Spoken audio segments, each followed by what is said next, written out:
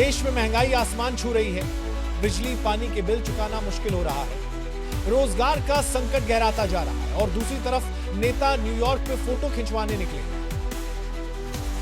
पाकिस्तान के लोग इस पूरे ड्रामे से बिल्कुल भी खुश नहीं है। लोग पूछ रहे हैं, जब घर में आटा दाल महंगा है तो ट्रंप से हाथ मिलाने का क्या फायदा?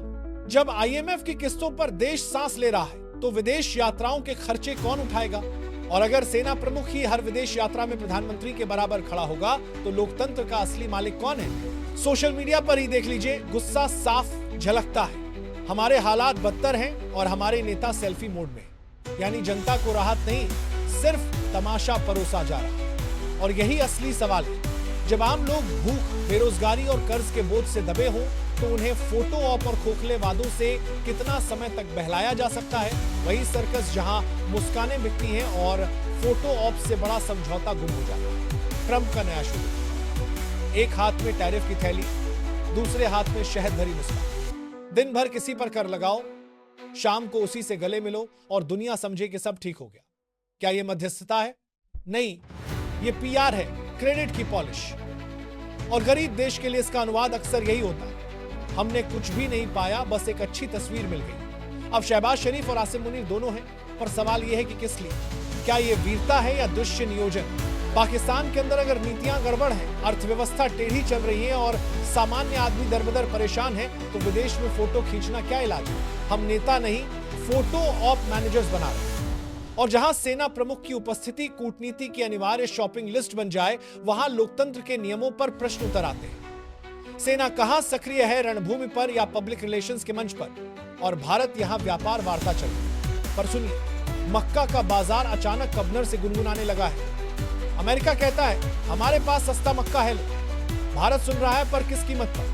किसानों का हित तय करने वाली नीतियां अचानक विदेशी बाजारों के लिए मसौदे बनकर न आए, यही हमारी मांग होनी चाहिए। इथेनॉल का नारा सही हो सकता है, पर उसकी पृष्ठभूमि का चुनाव किसानों की आमदनी, बीज की निर्भरता और खाद्य सुरक्षा, इन्हें नजरअंदाज करके किसी भी डील को मंजूरी नहीं देनी चाहिए। ट्रंप की मध्यस्थता, बड़े शब्द, छोटी कार्रवाई।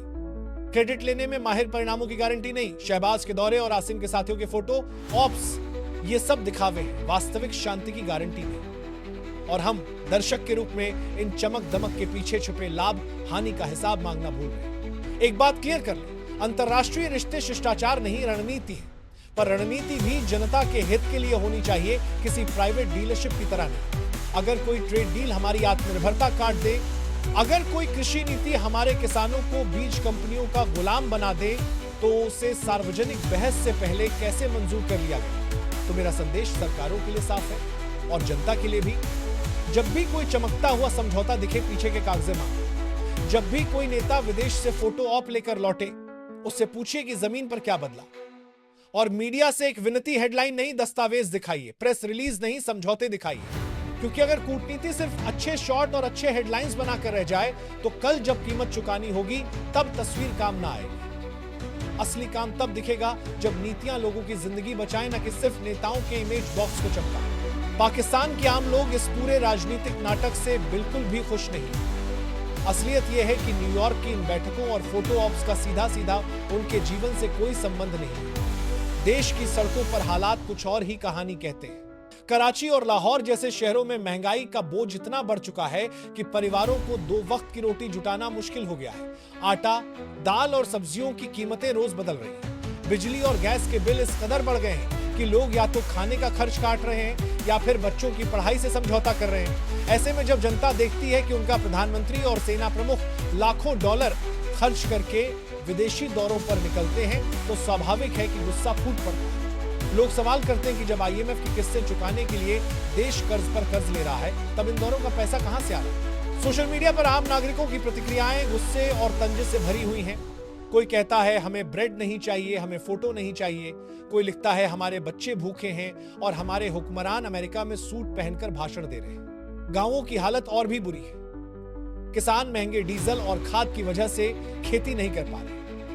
सिंध और पंजाब के देहातों में कई परिवार तो अपनी जमीन तक बेचने पर मजबूर हो गए हैं। ऐसे में जब मीडिया यह खबर दिखाता है कि शहबाज शरीफ और आसिम मुनीर अमेरिका में ट्रंप से मिलने जा रहे हैं, तो लोगों को लगता है जैसे उनके साथ मजाक किया जा रहा है।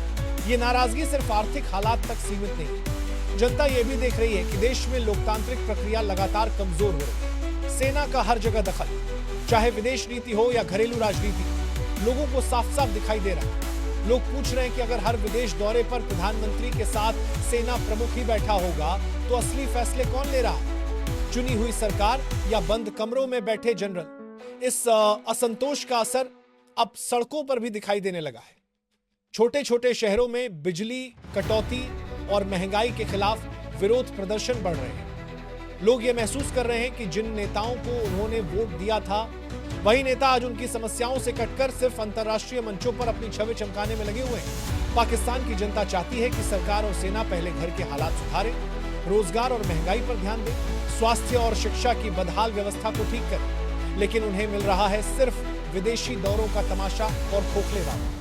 यही वजह है कि आम आदमी के मन में गुस्सा भी है, थकान भी और गहरी निराशा भी।